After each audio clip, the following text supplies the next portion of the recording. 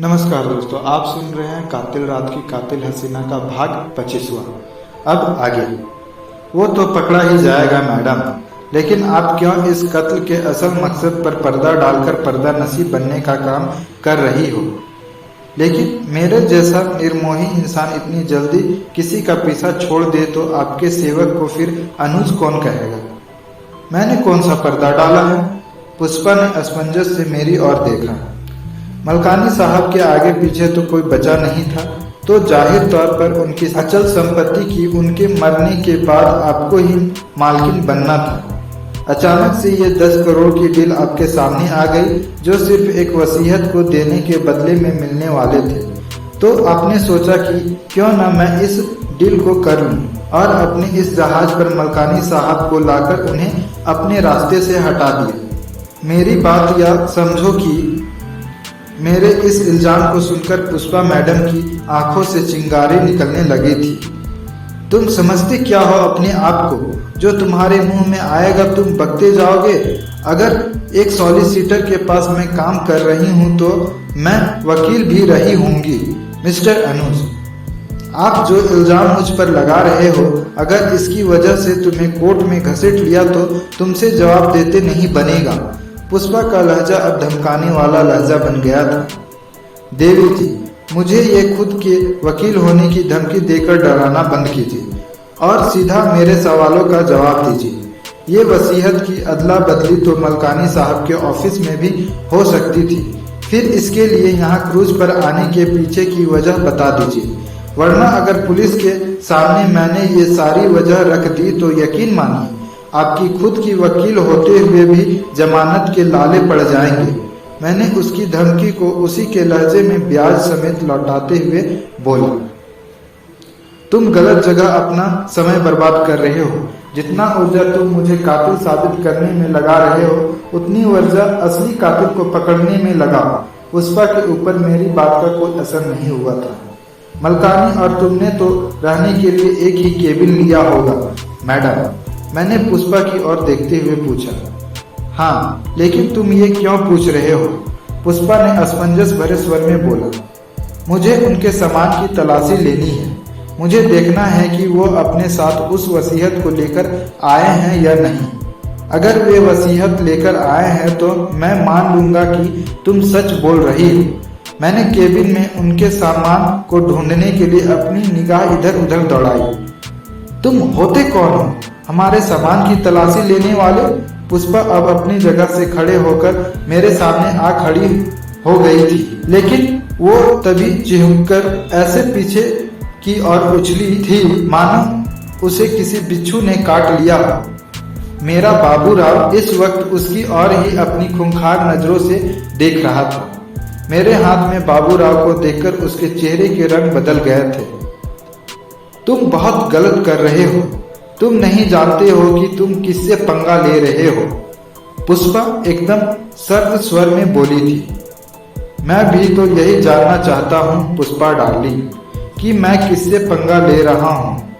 अभी तक तो तुम्हें बस एक 65 साल के बुढ़े आदमी की रखेल के रूप में ही तुम्हें जानता हूँ। अब रुख से जरा नकाब हटाओ मेरे हुजूर। मैंने उसकी ओर देखते हुए दिलगी की। अभी मैंने उसके जवाब का इंतजार कर ही रहा था कि मुझे बाहर गैलरी में किसी के भागते हुए कदमों की आवाज सुनाई पड़ी। गैलरी में तो चारू और नमिता के साथ रागनी थी।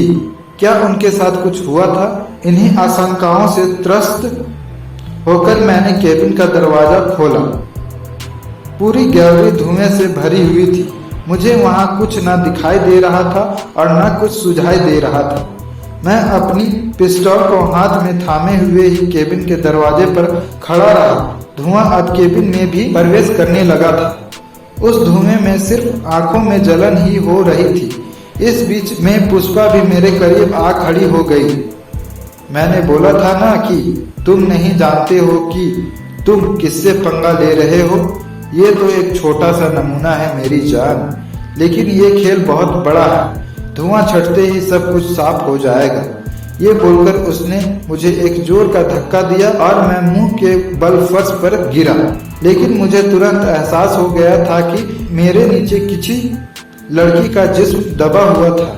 एक बार फिर से एक जोड़ी भागते हुए कदमों की आवाज मेरे कानों में सुनाई पड़ी। इस बार मैं जानता था कि ये आवाज किसकी कदमों की थी। एक बारगी तो मैंने उन कदमों की दिशा में गोली चलाने की सोची भी थी, लेकिन अब मेरे लिए उसका जिंदा रहना जरूरी था, क्योंकि कई चेहरे से नकाब अब हट चुका था। उस धुएं को वहां से छटने में कोई 15 मिनट का समय लगा था। रागिनी इस वक्त मेरे सामने ही फर्श पर बेहोश पड़ी थी। चारू और नमिता एक बार फिर से गायब हो चुकी थी।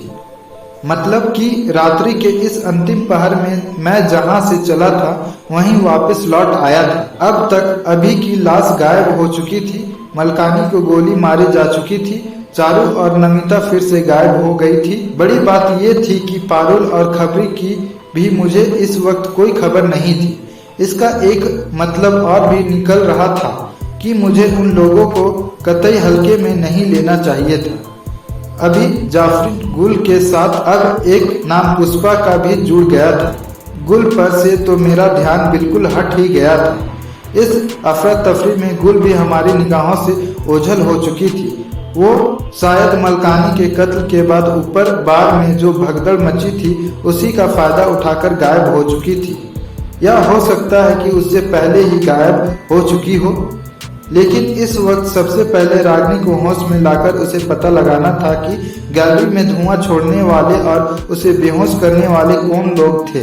मैंने पुष्पा के केबिन में से पानी की बोतल ली और रागिनी के चेहरे पर पानी के छींटे मारने लगा। कुछ देर की कोशिश के बाद रागिनी को होश आ चुका था। होश में आने के बाद रागिनी अपलक मेरी ओर ही निहार रही थी।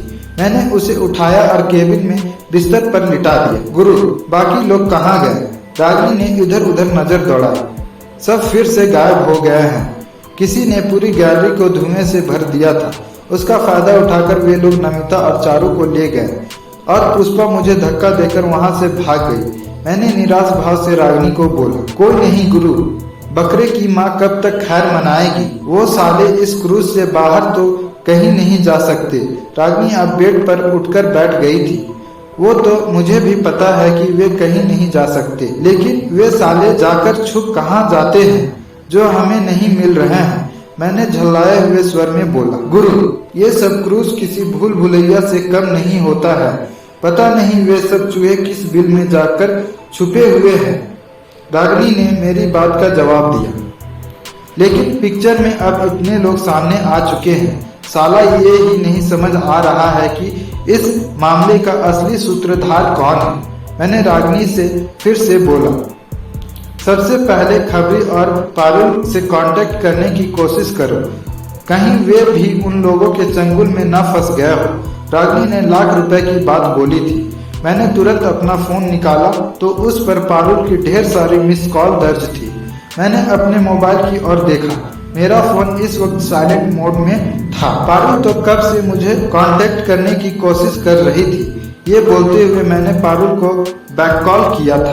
पारुल ने पहली ही बेर में मेरा फोन उठा लिया था। गुरु, तुम ठीक हो ना? मेरा फोन ही क्यों नहीं उठा रहे थे? पारुल ने फोन उठाते ही चिंतित स्वर में पूछा। मैं ठीक हूँ पारुल, तुम बताओ, तुम इस वक्त कहाँ हो? मैंने बिना देर किए पारुल से पूछा। गुरु, मैं इस वक्त इस क्रूज की सबसे निचली मंजिल पर हूँ और इस वक्त उस ओल्ड मैन को जिसने गोली मारी थी वो मेरी नजरों के सामने है।